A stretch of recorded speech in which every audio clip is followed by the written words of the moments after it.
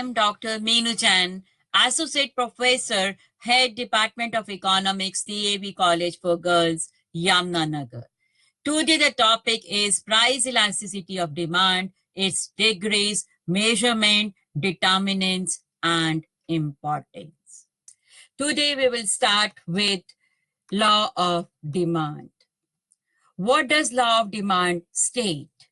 Law of demand states that other things being equal, there is inverse relationship between price and quantity demanded. When price is high, quantity demanded is less. When price is low, quantity demanded is high.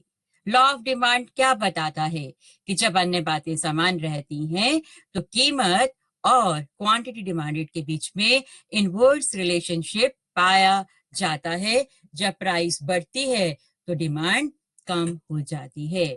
Law of demand does not tell how much change in price will bring this much change in quantity demanded. मांग के नियम से ये नहीं पता चलता कि मांग में कितना परिवर्तन होगा. Law of demand shows the direction and it is qualitative concept.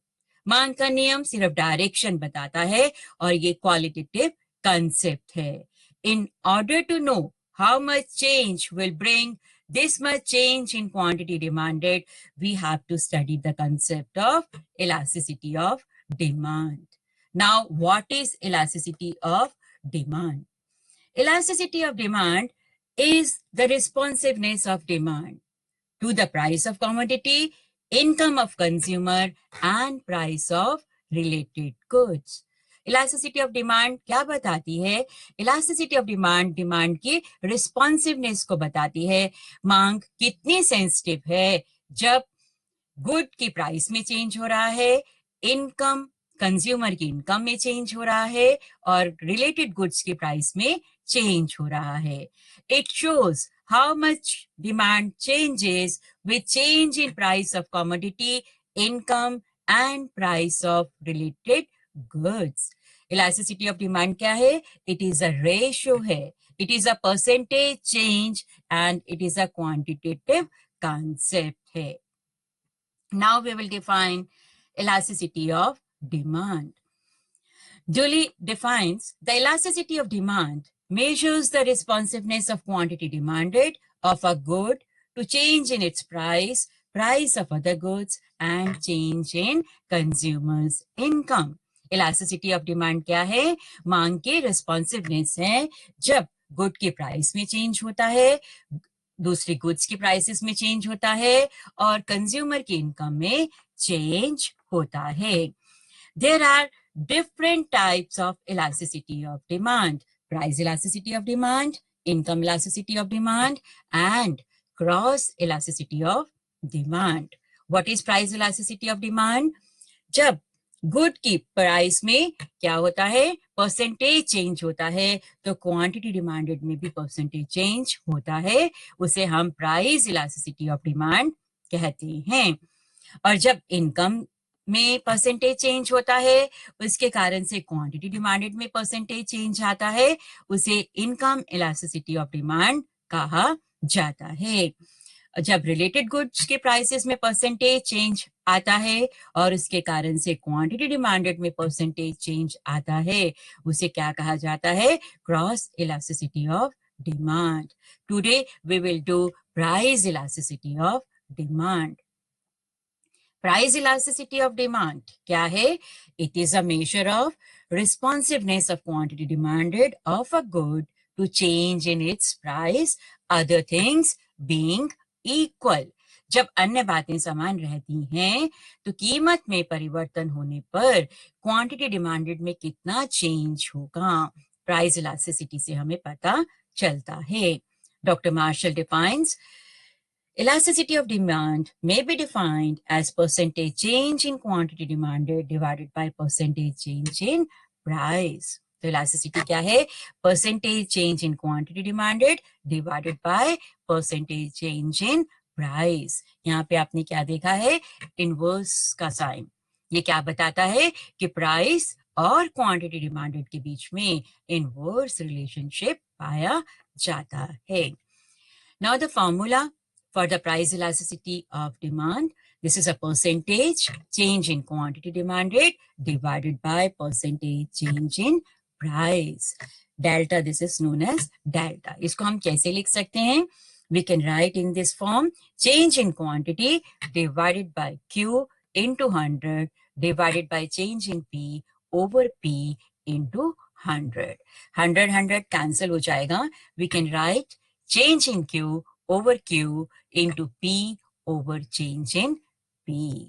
अब हम इसको कैलकुलेट करेंगे. अब देखो ये सेम फॉर्मूला है, change in Q over Q into P divided by change in P. Price 5 है, quantity demanded is 10, price fall कर जाती है and quantity demanded is 20. Now we have to calculate this change in Q. Change in Q कैसे निकालेंगे? New quantity minus old quantity. New quantity is 20, old quantity 10, and I have written this 10 here. Now change in P, new price minus old price. New price is 4 and old price, yeah, initial price is 5 minus 1. I have written here. Quantity, it's a 10 and I have written here price is 5. 10 cancel हो जाता है. Elasticity is minus 5. Demand is elastic. So demand can be elastic, demand can be inelastic. There are 5 degrees of price elasticity of demand. Number 1 is perfectly elastic demand, perfectly inelastic demand, unitary elastic demand, more than unitary elastic demand, and less than unitary elastic demand. We will do first perfectly elastic demand. Perfectly elastic demand, prevailing prices पे demand क्या होती है? Infinity होती है. When demand is infinity at the prevailing price. इस situation में क्या होता है कि अगर प्राइस इंक्रीज हो जाती है तो डिमांड क्या हो जाएगी? तो demand will fall to 0. It means no one will buy the product. और अगर थोड़ी सी प्राइसेस फॉल कर जाती हैं then what will happen? All will buy. It will lead to infinity increase in demand. अब देखो prevailing prices पे demand can be 100, demand can be 200, demand can be 300. अगर prices increase करती हैं then no one is going to buy, demand will become 0. अगर prices fall करती हैं all will buy, it will lead to infinity increase in demand. Elasticity is infinity. Next, perfectly inelastic demand.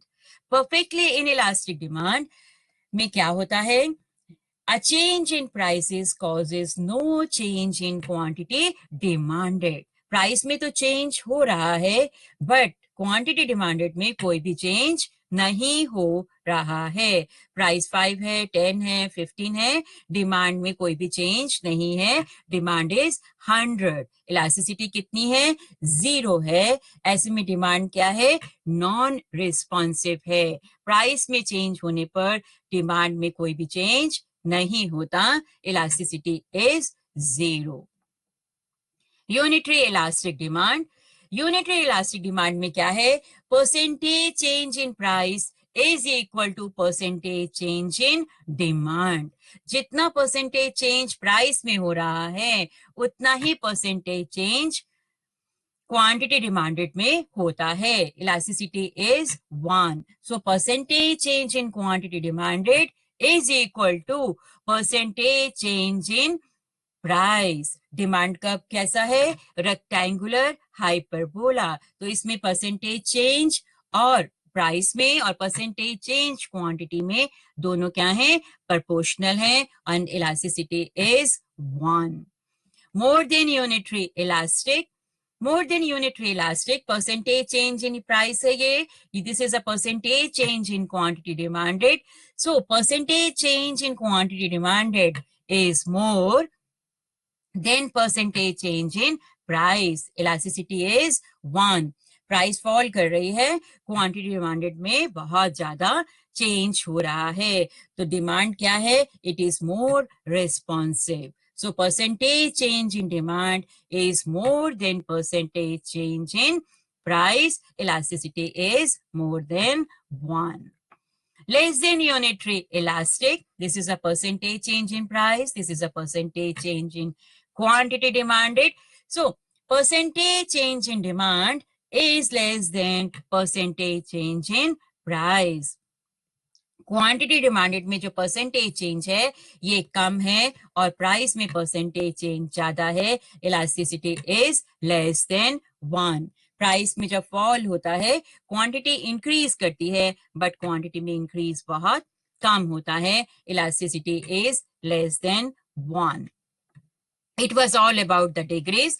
Now measurement of price elasticity of demand. First method is total outlay or total expenditure method.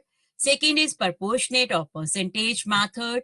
Graphic method को हम दो parts में करेंगे, point method and arc method, and then is the revenue method. First method is total expenditure method. This method is evolved by Dr. Marshall. In order to measure the elasticity of demand, it is essential to know how much and in what direction total expenditure has changed as a result change in price of commodity. जब price में change हो रहा है तो total expenditure में कितना change होगा, किस डायरेक्शन में चेंज होगा, कितना चेंज होगा, इससे हम इलास्टिसिटी को मेजर कर सकते हैं. In case of unitary elastic demand, अगर प्राइस में चेंज हो रहा है और total expenditure remains constant, price चाहे बढ़ रही है, प्राइस चाहे कम हो रही है, बट टोटल एक्सपेंडिचर में कोई चेंज नहीं हो रहा है, तो इलास्टिसिटी क्या होगी, यूनिटरी इलास्टिक डिमांड होगी. Greater than unitary elastic demand, इसमें क्या है, प्राइस और टोटल एक्सपेंडिचर क्या हो रहा है, अपोजिट डायरेक्शन में मूव करेंगे. प्राइस के बढ़ने पर total expenditure fall करता है and total expenditure rises as fall in price. तो opposite direction में movement है तो elasticity कितनी होगी, more than unitary elastic. Next is less than unitary elastic demand. इसमें क्या है, सेम डायरेक्शन में मूवमेंट है. अगर प्राइसेस फॉल करती हैं तो टोटल एक्सपेंडिचर भी फॉल करेगा, अगर प्राइसेस इंक्रीज करती हैं तो टोटल एक्सपेंडिचर भी इंक्रीज करेगा. Total expenditure falls as falls in price and total expenditure rises with rise in price. Now we will see the table. In first column is price of commodity, then quantity demanded, total expenditure, change in total expenditure, and elasticity of demand. What is total expenditure? For example, pen की prices 10 rupees हैं और मैंने एक pen buy किया तो total expenditure is 10 into 1, 10. Pen की prices कम हो जाती हैं 9, मैंने 2 पेन्स बाय किए तो क्या होगा, 9 into 2, 18. अब आप देखिए मैंने नंबर्स लिए हैं प्राइस में 1, 2, 3, 4, 5, 6, 7, 8, 9, 10. सिंप्लिसिटी के लिए मैंने नंबर्स लिए हैं, you can take any numbers. Quantity purchase 10, 9, 8, 7, 6, 5, 4, 3, 2, 1. अब देखो फर्स्ट इसमें क्या हो रहा है, price is 1, price is 2, price is 3, price is 4.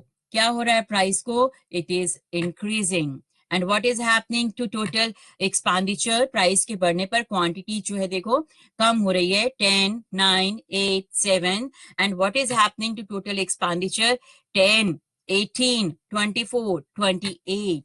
Total expenditure rises with rise in price. Same direction है, elasticity is less than unitary elastic.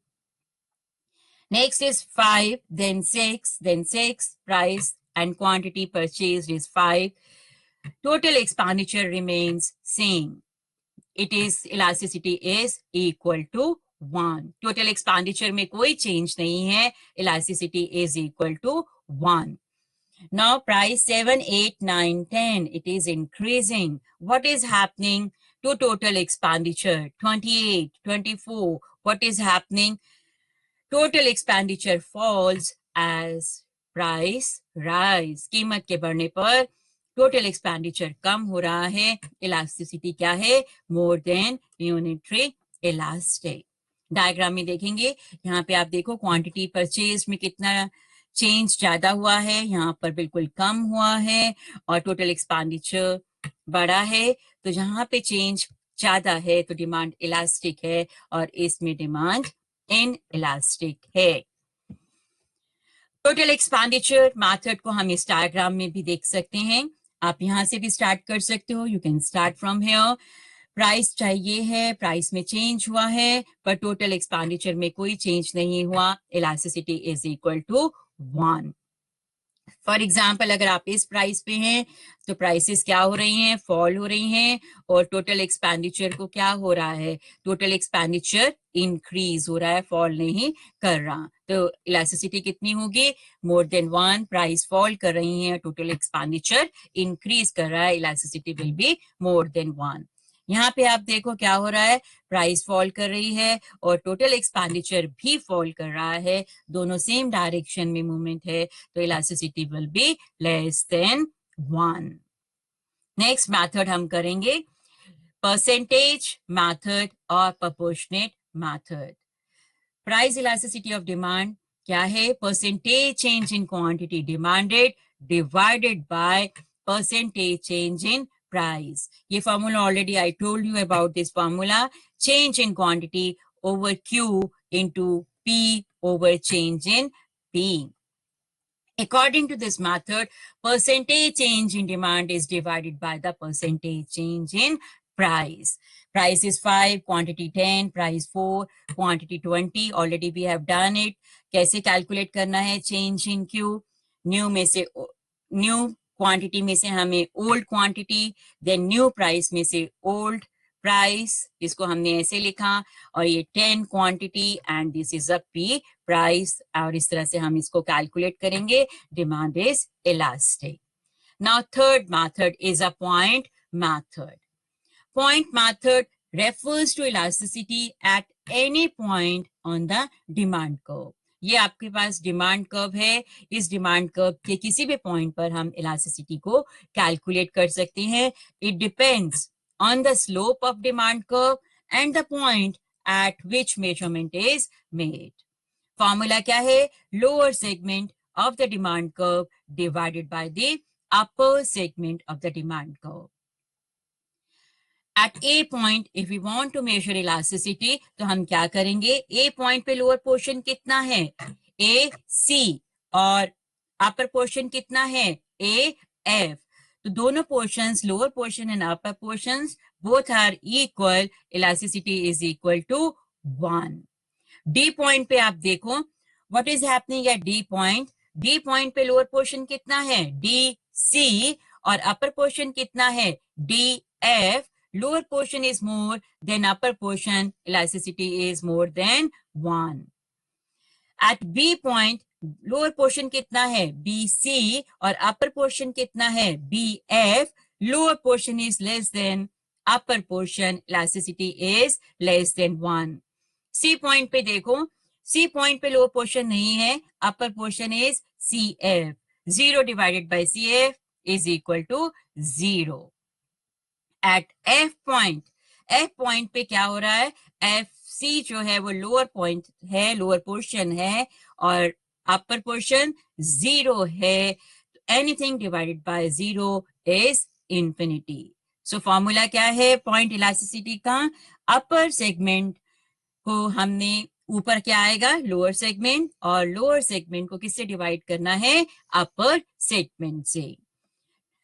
Next diagram में आप सेम मैंने आपको दिखाया है, यहाँ मिडल में elasticity is more than equal to 1, A point पे मोर देन 1, बी पॉइंट पे लेस देन 1, और यहाँ पर 0, और इस पे इंफिनिटी। और फॉर्मूला क्या है, lower segment divided by upper segment. Now arc method. What is arc? Arc is the portion between 2 points on the demand curve. Diagram में क्या है, ए बी जो है वो क्या है, आर्क है। ये 2 पॉइंट्स हैं डिमांड कर्व पे, एंड इस पोर्शन पे आर्क है। How to measure elasticity between A and B point? आपके पास फॉर्मूला, चेंज इन क्यू आपने वैसे ही रखना है, new quantity minus old quantity, new price minus old price. जो नीचे का है आपका ये पार्ट, ये चेंज होगा। इसमें आपने क्या लेना है, new quantity plus old quantity divided by 2, और इसमें आपके पास चेंज है new price divided new price plus old price divided by 2। ये 2 आपका कैंसिल हो जाता है और आपका फॉर्मूला ये बन जाता है। Now we will calculate. Price is 20, fall कर गई क्वांटिटी 50, और उसके बाद क्वांटिटी जो है वो इंक्रीज कर जाती है 60। आई टोल्ड यू कि चेंज इन क्यू और चेंज इन पी वैसे ही कैलकुलेट करने हैं, न्यू में से ओल्ड, 60 माइनस 50। ऐसे ही प्राइस, न्यू प्राइस में से 10 माइनस ओल्ड प्राइस। कहां पर चेंज है, इस पार्ट में चेंज हो रहा है। आपने यहां पर क्या लेना है, पी और क्यू में एवरेज लेनी है। मींस दोनों क्वांटिटीज को, ओल्ड को भी और न्यू को भी प्लस किया है। ऐसे ही हमने ओल्ड प्राइस और न्यू प्राइस को प्लस किया है, और इसको आप फॉर्मूला में पुट कर सकते हो and you can calculate the elasticity. Elasticity can be less than 1, elasticity can be more than 1. It is you to calculate the elasticity. Now revenue method. What is revenue? जब एक firm अपने product को बेचती है और उससे जो cell proceeds मिलते हैं, that is a revenue. Sale proceeds that a firm obtains by selling its product is called its revenue. Revenue जो है टोटल रेवेन्यू होता है, एवरेज रेवेन्यू होता है। एवरेज रेवेन्यू को डिमांड कर्व कहा जाता है फर्म की, और मार्जिनल रेवेन्यू होता है। What is the formula, average revenue divided by average revenue minus marginal revenue. अगर मार्जिनल रेवेन्यू 0 है, देन व्हाट विल हैपन, अगर मार्जिनल रेवेन्यू 0 है तो मार्जिनल रेवेन्यू 0 होने पर average revenue divided by average revenue, तो elasticity will be 1। We can show it in the diagram. Diagram में आप देखिए, जब MR 0 है तो इलास्टिसिटी कितनी आ रही है, 1, और इस पॉइंट पर इलास्टिसिटी इस पोर्शन में मोर देन 1 और इधर less than 1।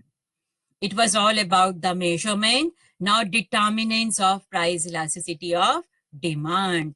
There are many determinants of price elasticity of demand. We will explain all these determinants. Number 1 is nature of the commodity. Goods को हम 3 पार्ट्स में डिवाइड करते हैं, necessary goods, comfort goods and luxury goods. Demand for necessary goods like salt, medicine क्या होती है, inelastic. जब price में चेंज होता है तो कंज्यूमर उनकी क्वांटिटी में ज्यादा डिमांड नहीं करता अगर प्राइस फॉल कर जाती हैं। फॉर एग्जाम्पल, अगर सॉल्ट की प्राइसेस कम हो जाती हैं तो हम सॉल्ट की डिमांड ज्यादा नहीं करते हैं। तो नेसेसरी गुड्स की डिमांड क्या होती है, इन इलास्टिक होती है। लग्जरी गुड्स की डिमांड जो है वो क्या होती है, इलास्टिक होती है। जब प्राइस में चेंज होगा तो लग्जरी गुड्स की डिमांड में चेंज होता है। कंफर्ट गुड्स की डिमांड कैसी होती है, इलास्टिसिटी कैसी होती है, क्लोज टू 1। सेकेंड डिटर्मिनेंट्स आपके पास है कि कितने सब्स्टिट्यूट्स मार्केट में हैं। Greater the number of substitutes available for the product, the greater will be it's elasticity of demand. अगर सब्स्टिट्यूट्स ज्यादा पाए जाते हैं तो इलास्टिसिटी क्या होगी, ज्यादा होगी। For example, T and coffee, अगर टी के प्राइसेस बढ़ जाती हैं तो मैं क्या खरीदने लग जाऊंगी, कॉफी की डिमांड ज्यादा हो जाएगी, टी की डिमांड कम हो जाएगी। तो अगर सब्स्टिट्यूट पाए जाते हैं तो greater will be it's elasticity. और वो गुड्स, वो कमोडिटीज जिनके सब्स्टिट्यूट्स नहीं होते हैं, उनकी डिमांड क्या होती है, उनकी डिमांड इन इलास्टिक होती है। Goods with different uses, greater the number of uses a commodity have, greater will be its elasticity. For example, electricity, milk, इनके क्या हैं, इन प्रोडक्ट को हम कई यूजेस में यूज कर सकते हैं। तो क्या होगा, जब इनकी प्राइसेस ज्यादा होंगी तो हम जो अर्जेंट नीड्स हैं, इनकी अर्जेंट यूज जो हैं, उसमें ही इसको हम यूज करेंगे। तो जिन प्रोडक्ट्स के डिफरेंट यूजेस हैं, उनकी डिमांड क्या होती है? उनकी डिमांड इलास्टिक होती है। Postponement of the use, goods whose demand can be postponed to a future period have elastic demand. जिन प्रोडक्ट्स की डिमांड को हम पोस्टपोन कर सकते हैं, उनकी डिमांड क्या होती है? उनकी डिमांड इलास्टिक होती है। फॉर एग्जाम्पल, मुझे नेक्स्ट ईयर अपने फ्रेंड को गिफ्ट देना है, तो ये डिमांड क्या होगी? It will elastic. और आई एम फीलिंग हंग्री, मुझे आज भूख लगी है, this demand can not be postponed for the next year. तो क्या होगी डिमांड? इन इलास्टिक डिमांड होगी। जो डिमांड को हम पोस्टपोन नहीं कर सकते, उनकी डिमांड इन इलास्टिक होगी, और जिनको हम पोस्टपोन कर सकते हैं, उनकी डिमांड क्या होगी? इलास्टिक होगी। Income of the consumer, consumers having very high or very low income have inelastic demand. लोग जिनकी इनकम बहुत ज्यादा होती है या बहुत कम होती है, उनकी डिमांड क्या होती है? इन इलास्टिक होती है। जब प्राइस में चेंज होता है तो उनकी डिमांड पे बहुत कम इफेक्ट पड़ता है। और जो मिडिल इनकम पीपल हैं, उनकी डिमांड क्या होती है? इलास्टिक होती है। प्राइस में जब इंक्रीज होता है तो उनकी डिमांड कॉन्ट्रैक्ट होती है। Rise in prices of good leads to contraction in their demand. Habit of the consumer, demand for those goods is inelastic. Inelastic होगी उन वस्तुओं की मांग जिसके लिए कंज्यूमर क्या है? हैबिचुअल है या एडिक्टिव है। अगर मुझे कॉफी की हैबिट है तो कॉफी की डिमांड मेरे लिए क्या होगी? इन इलास्टिक होगी। नेक्स्ट डिटर्मिनेंट है proportion of income spend on a commodity. Greater the proportion of income spend on a product, greater will be it's elasticity of demand. अगर हमने इनकम का ज्यादा पार्ट, ज्यादा पोर्शन जो है खर्च कर रहे हैं, तो इलास्टिक क्या होगी? इलास्टिसिटी क्या होगी? ग्रेटर होगी। और अगर हम उसका बहुत इनकम का बहुत स्मॉल पार्ट जो है वो खर्च कर रहे हैं, तो डिमांड क्या होगी? इन इलास्टिक होगी। For example, newspaper, toothpaste, toothpick, safety pin, इन पर हम इनकम का एक स्मॉल पोर्शन जो है वो खर्च करते हैं, इनकी डिमांड इन इलास्टिक होती है। और क्लोथ्स, फूड, रेंट, इन पे हम इनकम का ज्यादा पार्ट खर्च करते हैं, तो इनकी डिमांड क्या होती है? इलास्टिक होती है। अगर रेंट बढ़ जाता है तो आप दूसरा घर जो है वो देखना शुरू कर देते हैं। नेक्स्ट डिटर्मिनेंट हमारे पास है प्राइस लेवल। प्राइस लेवल में हमारे पास आता है कि अगर बहुत ज्यादा प्राइसेस हैं या फिर बहुत कम प्राइसेस हैं, तो ऐसे में डिमांड क्या होती है? इन इलास्टिक होती है। इन गुड्स की प्राइसेस में चेंज होने पर इनकी डिमांड में कोई ज्यादा चेंज नहीं आता है। और जो मीडियम प्राइस गुड्स हैं, जो ना तो बहुत एक्सपेंसिव हैं और ना ही बहुत चीप हैं, उनकी डिमांड कैसी होती है? उनकी डिमांड इलास्टिक होती है। Next determinant is time, long period and short period. Demand tends to more elastic in long period than in the short period. अगर टाइम बहुत ज्यादा होता है, ऐसे में कंज्यूमर्स क्या करते हैं? न्यू प्राइस के साथ में एडजस्ट कर लेते हैं, प्राइस के साथ एडजस्ट करते हैं या कोई और सब्स्टिट्यूट ढूंढ लेते हैं, तो डिमांड कैसी होती है? इलास्टिक होती है। और अगर बहुत कम टाइम है हमारे पास, तो डिमांड कैसी होगी? इन इलास्टिक होगी।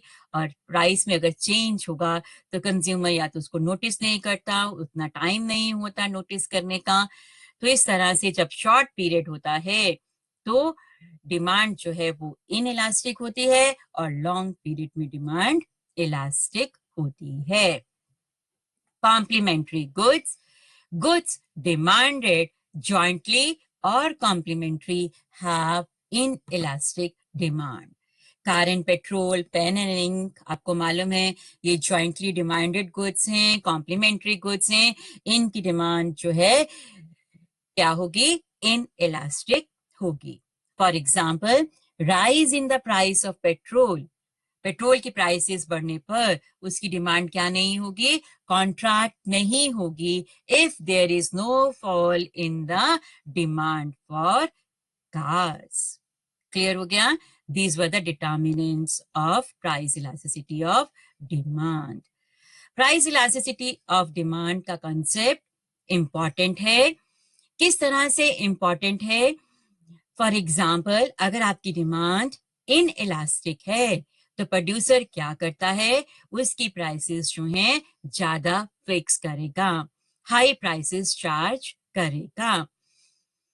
आपने देखा होगा कि सेम प्रोडक्ट आपकी फ्रेंड 400 में लाती है, आप 500 में लेकर आते हो, तो क्या है?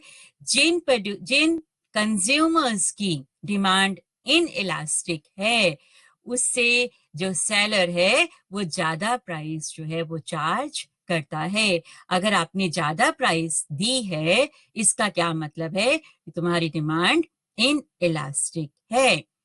अगर आप कल को फाइनेंस मिनिस्टर बनते हो तो क्या होगा? फाइनेंस मिनिस्टर बनते हो तो आप उन प्रोडक्ट्स पे टैक्स को लेवी नहीं करोगे जिनकी डिमांड क्या है? इलास्टिक है. अगर आप उन पे करते हो तो आपको रेवेन्यू कम मिलेगा. इंटरनेशनल ट्रेड में भी price elasticity important role play करती है. अगर इंडिया जिन कंट्रीज को एक्सपोर्ट कर रहा है उन प्रोडक्ट्स की डिमांड उन कंट्रीज में क्या है? इनइलास्टिक है, तो इंडिया को बेनिफिट होगा उन प्रोडक्ट्स के प्राइसेस को इंक्रीज करने पर. कई बार क्या होता है कि जो कुछ प्रोडक्ट्स हम बनाते हैं वो इलास्टिक होते हैं और कुछ इनइलास्टिक होते हैं. अगर लेबर उन प्रोडक्ट्स को बना रहा है जिनकी डिमांड क्या है? इनइलास्टिक है, ऐसे में क्या होगा? लेबर सर्विसेज की डिमांड भी इनइलास्टिक होगी और लेबर ज्यादा वेजेस की डिमांड कर सकता है. Paradox of poverty. Food grains की डिमांड क्या होती है? इनइलास्टिक होती है. अगर फार्मर्स उनकी सप्लाई को इंक्रीज करते हैं तो क्या होता है? प्राइसेस कम हो जाती हैं और फार्मर्स की इनकम नहीं बढ़ पाती. These were the points of importance of price elasticity of demand. It was all about price elasticity of demand. Thank you.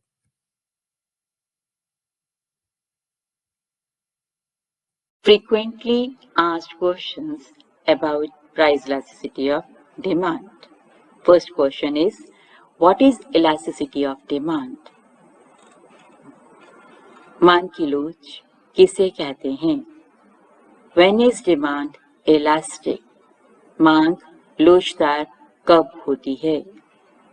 Write any 2 degrees of price elasticity of demand.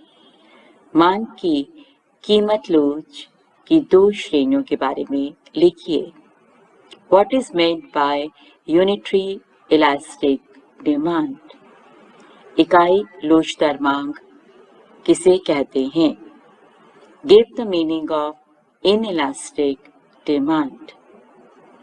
बेलोचदार मांग किसे कहा जाता है?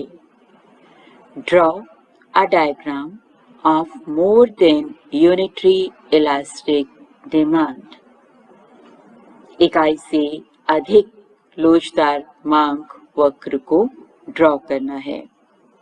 State the elasticity in case of luxury car and water. Luxury car और पानी की elasticity के बारे में बताना है. Name different methods of measuring price elasticity of demand. मांग की कीमत लोच को मापने की अलग अलग विधियों के नाम बताने हैं. Give proportionate method formula to measure price elasticity of demand. मांग की कीमत लोच को मापने की अनुपातिक विधि का फॉर्मूला बताना है. What is the relationship among price, total expenditure and price elasticity of demand? कीमत, कुल व्यय और मांग की कीमत लोच के बीच में संबंध को बताना है. Measure price elasticity of demand at different points of a demand curve. मांग वक्र के अलग अलग पॉइंट्स पर मांग की कीमत लोच को मापना है. Write 3 factors affecting price elasticity of demand. मांग की कीमत लोच को प्रभावित करने वाले 3 तत्वों को लिखना है. What is the importance of price elasticity of demand? मांग की कीमत लोच की क्या महत्ता है, इसके बारे में बताना है.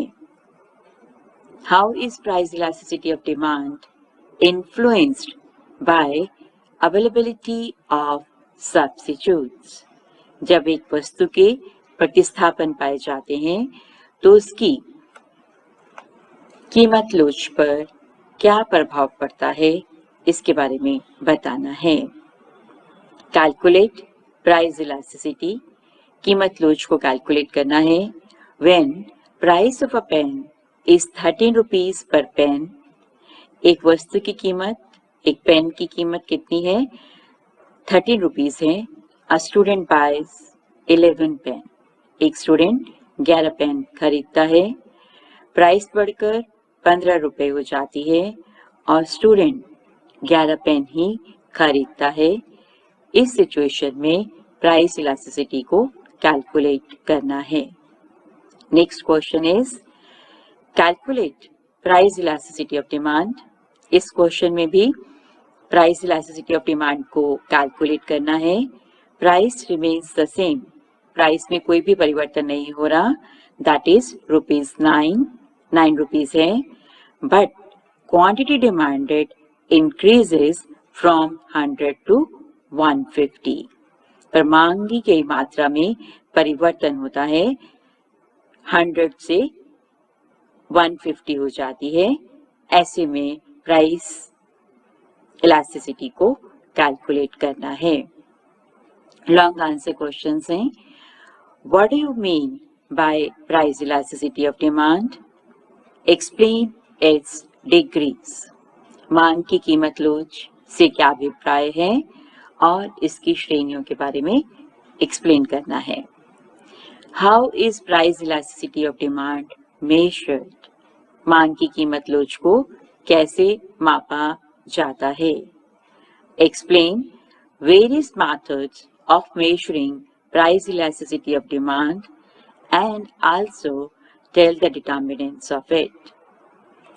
मांग की कीमत लोच को मापने की अलग अलग विधियों को बताना है और इसके डिटर्मिनेंट्स के बारे में भी बताना है. It is all about frequently asked questions. All the best. Thank you.